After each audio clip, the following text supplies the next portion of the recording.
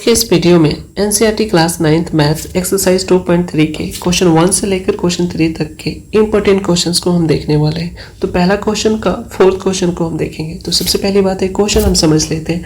Determine which of the polynomial has x plus factor. अब question में हमें क्या दिखाई दे रहा है कि हमें पॉलिनोमियल दे रखा है। ये पहला पॉलिनोमियल, दूसरा, तीसरा और चौथा पॉलिनोमियल दे दिया। अब सिंपल सी बात है कि ये जितने भी पॉलिनोमियल दिया है कि क्या इन पॉलिनोमियल्स का ये x प्लस 1 फैक्टर है। मतलब दूसरी भाषा में क्या कह सकते हैं कि क्या x प्लस 1 इन सभी पॉलिनोमियल्स को डिवाइड कर सकता है कि नहीं। तो सिंपल सी बात है कि विदाउट एक्चुअल डिवीजन, यानी कि बिना इसे डिवाइड किए हुए हम कैसे पता करेंगे। तो इसको पता करने का रिमाइंडर थ्योरम हमें बताता है कि रिमाइंडर थ्योरम ये बताता है कि सबसे पहली बात है जो फैक्टर है या नहीं है उसको हम कैसे पता करेंगे। तो सिंपल सी बात है कि x प्लस 1 इस पॉलिनोमियल दैट इज px का फैक्टर है या नहीं है। तो इस चीज को डिसाइड करने के लिए पहला स्टेप हमें ये कहता है कि gx का वैल्यू जो भी हो उसे 0 से इक्वेट करो। तो अगर हम gx का वैल्यू 0 से इक्वेट करते हैं तो कहीं ना कहीं यहाँ से हमें क्या पता चलेगा, यहाँ से हमें x का वैल्यू पता चलेगा, यानी कि x plus 1 is equal to 0। और हम ये देख रहे हैं कि x का वैल्यू यहाँ पे -1 हो गया। तो एज पर रिमाइंडर थ्योरम हम ये जानते हैं, रिमाइंडर थ्योरम क्या स्टेट करता है। रिमाइंडर थ्योरम ये स्टेट करता है कि अगर आपको चेक करना है कि कोई भी पॉलिनोमियल यानी कि gx इस px का फैक्टर है कि नहीं, तो आप कैसे पता करोगे। तो सिंपल सी बात है कि हमने gx को इक्वेट किया 0 से, और इक्वेट करने के बाद हमें x का वैल्यू पता चला। और इसी x का वैल्यू जब आप उस गिवन पॉलिनोमियल में रखते हो और रखने के बाद उस पॉलिनोमियल का वैल्यू अगर 0 आता है तो हम ये कह सकते हैं कि x plus 1 is the factor of px। अगर नहीं आता है तो नहीं कह सकते।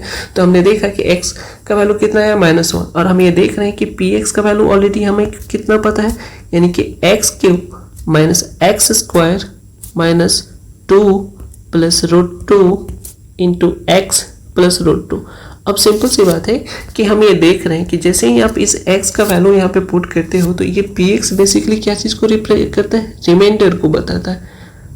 आप रिमाइंडर थ्योरम पढ़ना और देखना, क्योंकि इसके प्रीवियसली वीडियो में मैंने रिमाइंडर थ्योरम आपको ऑलरेडी समझा चुका हूँ। तो डायरेक्टली इस क्वेश्चन को मैं सॉल्व कर रहा हूँ। तो यानी कि x का जगह पे क्या वैल्यू है, -1 है, और इसी -1 यानी कि x की जगह पे यहाँ पे जितने भी x दिखाई दे रहे हैं इसी x की जगह पे हम -1 पुट करेंगे।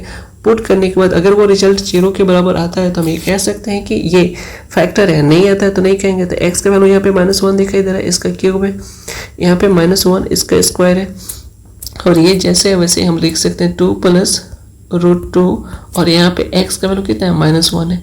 अगेन यहाँ पे प्लस है एंड √2 है। तो इसको सॉल्व करते हैं। अभी हम ये जानते हैं कि अगर नेगेटिव नंबर का पावर ऑड हो तो वो क्या देता है, नेगेटिव देता है, और 1 का पावर कुछ भी हो आंसर 1 ही होता है। तो यहाँ पे -1 लिख सकते हैं। यहाँ पे इवन नंबर है तो यहाँ पे माइनस लिखेंगे, और क्योंकि ये पॉजिटिव होगा तो 1 लिख सकते हैं। ठीक है, मुझे पता है कि आप इसे सॉल्व कर लोगे, लेकिन फिर भी मैं बता दे रहा हूँ। अब देखो कि हम -1 का मल्टीप्लिकेशन इससे भी होगा और -1 का मल्टीप्लिकेशन इससे भी होगा। तो फाइनली हम क्या देख रहे हैं कि ब्रैकेट के अंदर ये वाला वैल्यू -2 हो जाएगा और ये वाला वैल्यू -√2 हो जाएगा। इसको हम ब्रैकेट में लिख लेते हैं, और लास्ट में +√2 है तो +√2 लिख लेंगे। यानी कि बेसिकली हम किसका वैल्यू पता कर रहे हैं, p-1। p-1 एक्चुअली में क्या है, ये रिमाइंडर को बताता है। अगर रिमाइंडर 0 के बराबर आता है तो हम डेफिनेटली कहेंगे कि gx फैक्टर है, अगर नहीं आता है तो नहीं होगा। तो सिंपल सी बात है कि हम ये देख रहे हैं कि p-1 का वैल्यू कितना आ गया। आप ये देख रहे हो कि ये एक्चुअली में -1 ब्रैकेट को जब हम रिमूव करेंगे तो माइनस क्या हो जाएगा, +2 हो जाएगा। अगेन माइनस का माइनस से मल्टीप्लिकेशन यहाँ पे +√2 हो जाएगा। आप ये देख रहे हो, और ये +√2 हो जाएगा। तो हम ये देख रहे हैं कि ये -1 ये तो कैंसिल आउट हो जाएगा, बट यहाँ पे हम क्या देख रहे हैं कि ये 2√2 आया। मतलब कि p-1 का वैल्यू कहीं ना कहीं किसके बराबर आया है, 2√2 के बराबर, जो डेफिनेटली किसके बराबर नहीं है, 0 के बराबर नहीं है। यानी कि p-1 जिसको हम रिमाइंडर कहते हैं वो रिमाइंडर एक्चुअली 0 के बराबर नहीं आ रहा है।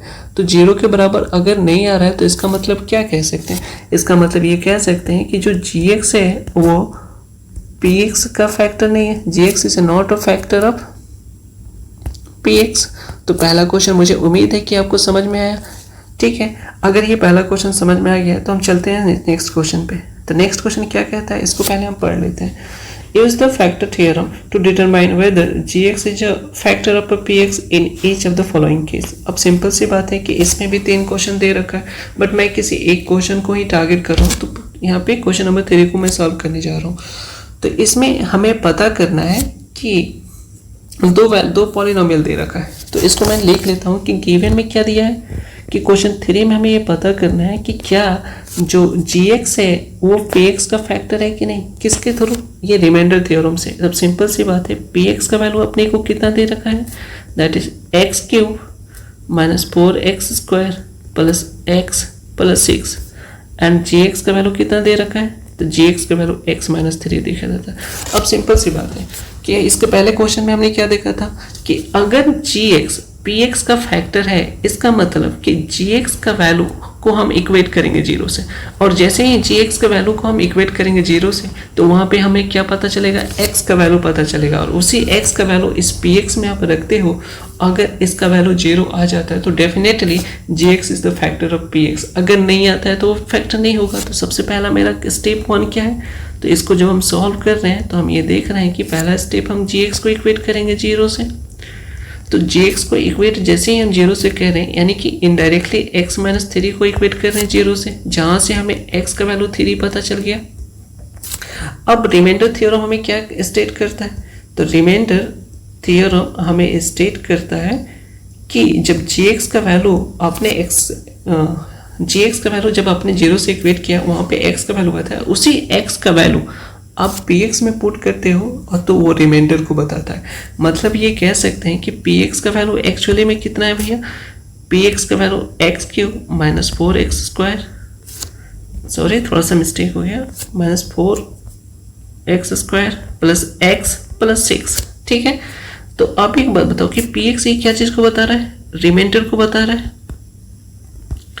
और सिंपल सी बात है कि अगर यही रिमाइंडर 0 के बराबर आ जाएगा तो हम ये कह सकते हैं कि gx फैक्टर है। तो सिंपल सी बात है कि x का वैल्यू कितना है 3, तो हम यहाँ पे p3 का वैल्यू निकालेंगे, और p3 बेसिकली रिमाइंडर है, तो यानी कि 3 का पावर यहाँ पे 3 हो जाएगा, माइनस 4 3 इसका पावर 2 है, तो यहाँ पे अपन 2 लिखेंगे, यहाँ पे 3 है, यहाँ पे 6 है। ठीक है, तो इसको सॉल्व करते हैं। तो सॉल्व करने के बाद 3 का पावर 3 27 होता है, माइनस 3 कैस 2 9 4 36 हो जाएगा, और ये 3 और ये 6। तो आप एक बात बताओ, ये कितना हो जा रहा है, प्लस वाले टर्म्स को एक साथ रखेंगे तो ये एक्चुअली में 36 आ रहा है, और 36 में से 36 को हटाओगे तो मुझे पता है 0 आ रहा है। मतलब कि p3 का वैल्यू कितना आ गया, 0 आ गया। अगर p3 का वैल्यू 0 आ गया तो मतलब कि इसका रिमाइंडर p3 किसको था, ये रिमाइंडर का वैल्यू 0 आ गया, और जैसे ही रिमाइंडर का वैल्यू 0 आ गया तो मुझे क्या पता चला, मुझे ये पता चला कि जो gx है वो फैक्टर है, gx is the factor of px। तो हमें यही डिटरमाइन करना था। ठीक है, ये सिमिलर है, ये सेम क्वेश्चन से क्वेश्चन 1 की बात करें और 2 की बात करें, ये क्वेश्चन दोनों सेम है। तो क्योंकि आप पढ़ सकते हो यहाँ पे कि use the factor theorem to determine whether gx is a factor of px in each of the following cases. तो मैंने क्वेश्चन नंबर 3 को लेकर चला और px का वैल्यू ऑलरेडी यहाँ पे गिवन था। आपको बात समझ में आया, gx का वैल्यू ऑलरेडी गिवन था, तो हमें ये चेक करना था क्या gx px का फैक्टर है। तो फैक्टर कैसे होगा, तो gx को हमने इक्वेट किया 0 से, और जैसे ही 0 से इक्वेट किया तो gx से हमने किसका वैल्यू निकाल लिया, x का वैल्यू निकाल लिया, और x के वैल्यू को हमने px में रखा, और जैसे ही px में रखा तो ये रिमाइंडर को बताता है। तो ये यहाँ पे हम क्या देख रहे हैं कि रिमाइंडर का वैल्यू किसके बराबर आ जा रहा है, रिमाइंडर का वैल्यू 0 के बराबर आ जा रहा है। तो 0 तब आता है जब वो कम्प्लीटली डिवाइड कर देता है, और कोई भी नंबर उस नंबर को कम्प्लीटली डिवाइड कर देता है तो वो नंबर क्या होता है, फैक्टर होता है। समझ में आया बात आपको। तो मुझे उम्मीद है कि क्वेश्चन नंबर 2 का क्वेश्चन नंबर 2 का 3 आपको समझ में आएगा, और इसी बेसिस पे क्वेश्चन 2 आप बना सकते हो, क्वेश्चन 1 भी बना सकते हो। अब आते हैं क्वेश्चन नंबर 3 पे। उससे पहले इसको मैं इरेज कर लूँ, ठीक है, तो थोड़ा पेशेंस रखो, और उसके बाद मैं उसको भी बता दे रहा हूँ। ठीक है,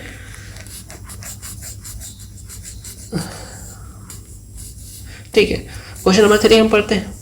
तो क्वेश्चन नंबर 3 में क्या पढ़ना है कि find the value of k if x minus 1 is a factor of px in each of the following cases.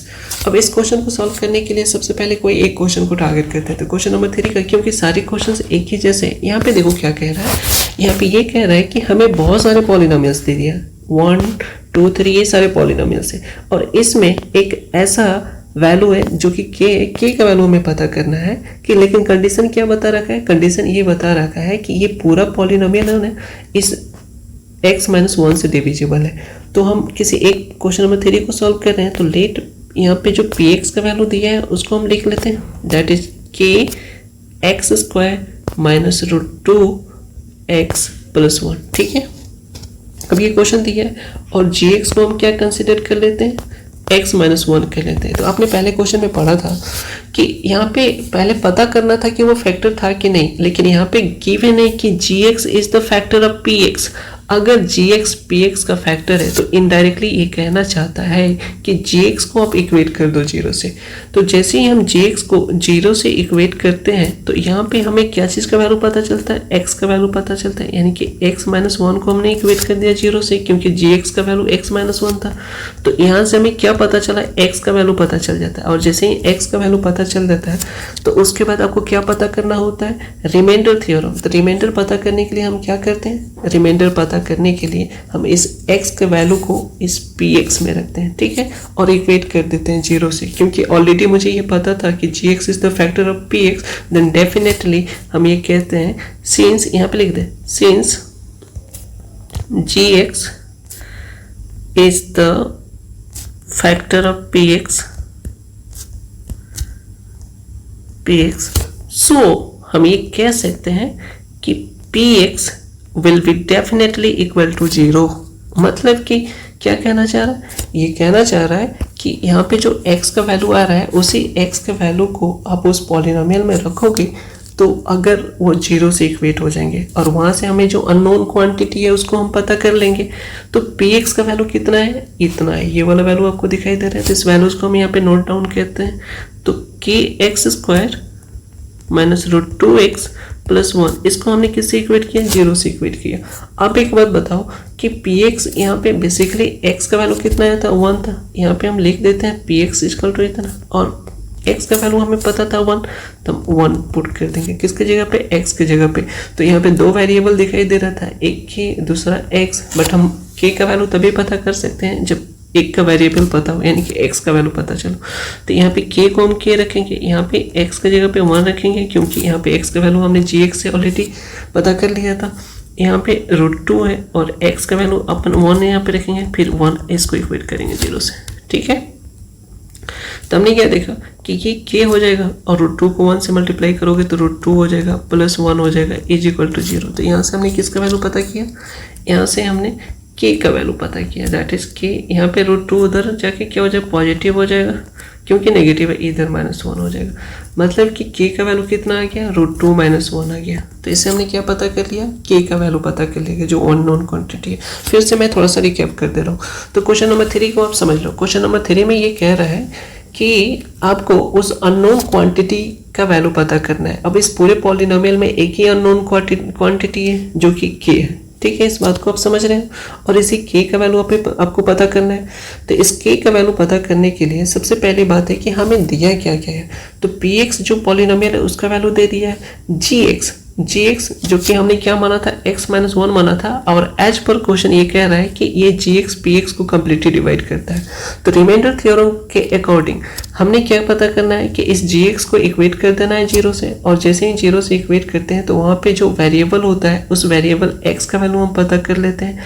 तो एज पर रिमाइंडर थ्योरम जैसे ही x का वैल्यू आता है, इसी x के वैल्यू को जब आप इस px में रखते हो तो वो एक्चुअली रिमाइंडर को देता है। तो क्योंकि हम ये बात जानते हैं कि gx क्या फैक्टर है, तो रिमाइंडर भी किसके बराबर होगा, 0 से। इसलिए आप ये देख रहे हो 0, तो मैंने 0 से इक्वेट क्यों किया, क्योंकि ऑलरेडी क्वेश्चन में ये बता रखा है कि x - 1 is factor of given polynomial, ठीक है।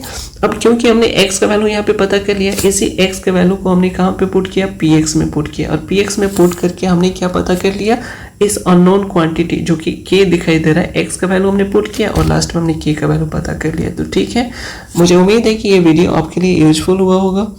अगर आपको लगता है कि ये सच में यूजफुल है तो आप लाइक एंड सब्सक्राइब कर सकते हैं। Thank you very much.